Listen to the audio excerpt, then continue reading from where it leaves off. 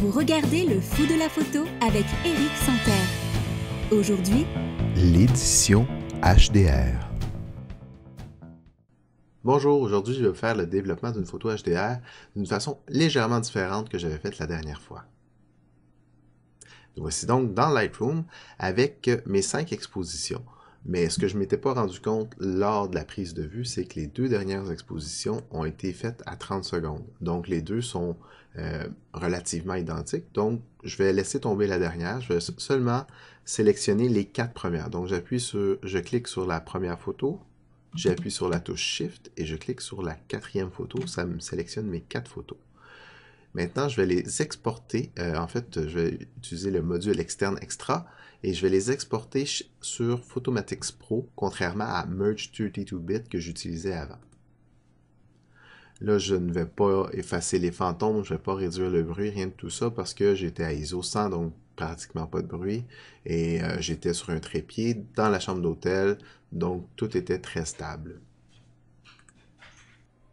Nous voilà donc dans Photomatix. Ce qui est agréable avec la version pleine de Photomatix, donc avec l'interface graphique, c'est qu'on peut choisir des presets par défaut. Donc on peut choisir le style qui nous rejoint le plus, donc pour faire notre photo. Moi, personnellement, j'ai pas été vers ça. J'ai tout simplement été dans Exposure Fusion et j'ai utilisé la méthode Average. Donc, il fait une moyenne de toutes les photos et il me la fournit. Donc, je vais sauvegarder cette image et je vais la réimporter dans Lightroom. Et voilà, dans Lightroom, voici la photo que ça donne. La première chose que je vois avec cette photo-là, c'est un recadrage, parce que je vois qu'en haut, le ciel, il n'y a rien de vraiment intéressant dans le ciel, donc je vais la recadrer en format 16:9 pour que ça reste quand même agréable à l'œil. Et je vais juste prendre un petit peu de ciel, mais je vais en couper quand même une bonne partie. Et tant qu'à être dans l'outil de recadrage et de redressage, je vais en profiter pour redresser parce que l'horizon penche légèrement vers la gauche, donc je vais le tourner un petit peu vers la droite pour aligner mon horizon le plus droit possible. Je vais faire entrer.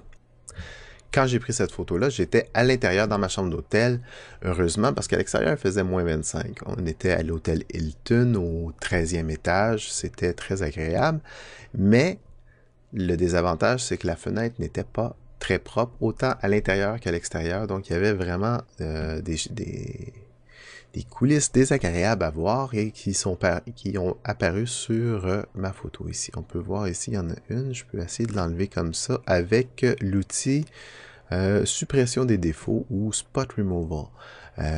Donc il me donne des suggestions. Moi je vais plutôt aller chercher dans ce coin-là comme ça pour corriger mon petit spot ici comme ça. Ici, je ne sais pas comment c'est arrivé, mais on voit il y a un reflet.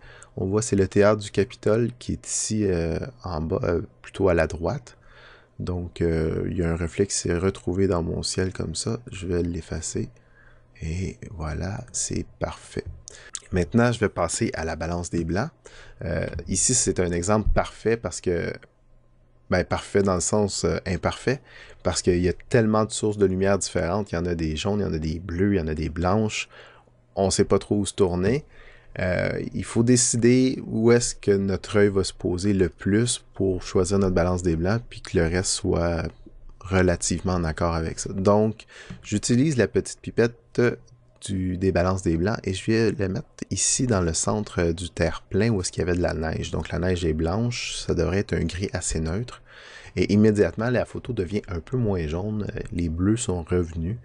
Donc, pour moi, c'est plus agréable comme ça. Donc, je trouve la photo, malgré tout, un peu sombre. Donc, je peux venir monter l'exposition. Mais en montant l'exposition, là, c'est bien, on voit beaucoup plus de détails, mais les zones où est-ce qu'ils sont très exposés, là, on est presque des zones brûlées. Donc, on peut venir baisser les blancs. Là, on gagne beaucoup de détails. Et on peut descendre aussi légèrement les hautes lumières. Pas trop, mais un petit peu, juste pour qu'on ait le plus de détails possible. Si on regarde la photo dans son ensemble, Les coins qui sont un peu plus sombres ici et ici, ils sont sombres finalement. Donc on peut aller regagner un peu plus de clarté en jouant avec les noirs, en poussant un peu ce... C'est un petit peu... pas mal quand même, mais ici, là, j'ai été le repousser pour aller voir un peu plus de détails. C'est un paysage urbain, donc on aime ça avoir le plus de détails possible dans l'image. Donc on va pousser la clarté un peu, ça rajoute un peu de détails. Maintenant, on est rendu à la portion de saturation. C'est là qu'on va aller ajouter le punch qu'il faut à la photo. Mais il ne faut pas non plus en mettre trop, sinon ça a vraiment l'air pas naturel. Moi, je cherche une photo éclatante, mais naturelle. La limite est souvent mince à aller trouver. C'est à vous de voir qu'est-ce qui fait votre bonheur, finalement. Donc, si je viens pousser un peu la saturation comme ça, si je la pousse au bout, là, c'est vraiment trop, là, ça jure, comme on dit. Si je la pousse légèrement comme ça, ouais, je pense que ça a du sens comme ça. Ensuite, on peut aller chercher encore plus de détails avec l'option de netteté ici. Donc, je vais prendre... je pense qu'il est déjà pas pire ici avec ce bâtiment-là. Donc, si je viens pousser la netteté, si vous regardez là, dans mon aperçu ici, là, quand j'ai pas de netteté, c'est un peu flou.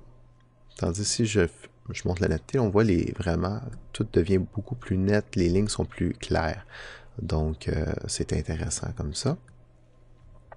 Ensuite, on peut... sur cette photo-là, moi, il y a le ciel, encore une fois, il n'est pas super intéressant, mais en plus de ne pas être intéressant, je trouve qu'il y a une petite teinte qui est mauve dedans. On dirait qu'il n'y a pas... Probablement, effectivement que c'est ça, c'est qu'il n'y a pas la bonne balance des blancs. Donc, ce qu'on peut venir faire, c'est utiliser un filtre gradué qu'on va venir apposer juste pour le ciel ici. On va le placer juste à la limite de l'horizon comme ça. Puis, on va modifier finalement la balance des blancs manuellement pour cette portion de l'image, donc le ciel. Donc, on va venir remettre un peu de bleu dedans. Puis on peut même tasser le curseur là, de la teinte là, un peu plus vers le vert en fait pour enlever ce qu'il y a de mauve dans le ciel. Et là, on a quelque chose qui est un peu plus, qui est un peu mieux tant qu'à moi. Donc, on a fait le tour de beaucoup de choses. On pourrait maintenant passer à un effet de vignettage, toujours dans la subtilité, mais pour concentrer notre regard vers le centre où est-ce qu'il se passe le plus d'action. Donc, on va venir donner ça. Moi, quand je fais le vignettage, j'enlève toujours le contour progressif pour que ce soit un contour très franc, pour savoir exactement où est-ce que mon vignettage va s'appliquer. Donc, on peut venir jouer avec le milieu puis on peut l'avoir un peu moins arrondi, ça va faire un rectangle avec des barres ronds. Et maintenant que j'ai à peu près l'endroit où est-ce que je veux appliquer le vignettage, on peut enlever le contour progressif et mettre un peu moins de gain là-dessus.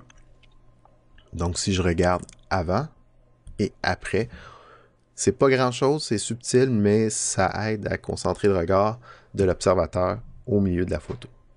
Un dernier petit point qui pourrait être intéressant à ajouter, c'est le contraste. Donc, il va vraiment aller chercher encore plus de couleurs, mais avec les contrastes. Donc, si on pousse les contrastes, vous voyez, les lumières ressortent un peu plus, ça assombrit où les points sombres, puis ça éclaircit les points clairs. Donc, c'est ça, les contrastes.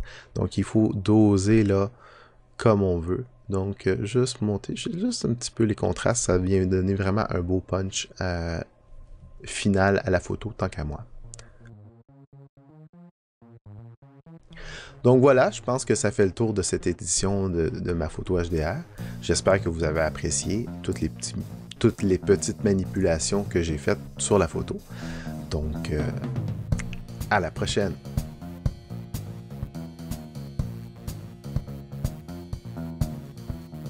N'oubliez pas de vous abonner à la chaîne YouTube. Vous pouvez également suivre le Fou de la photo sur Facebook et Twitter.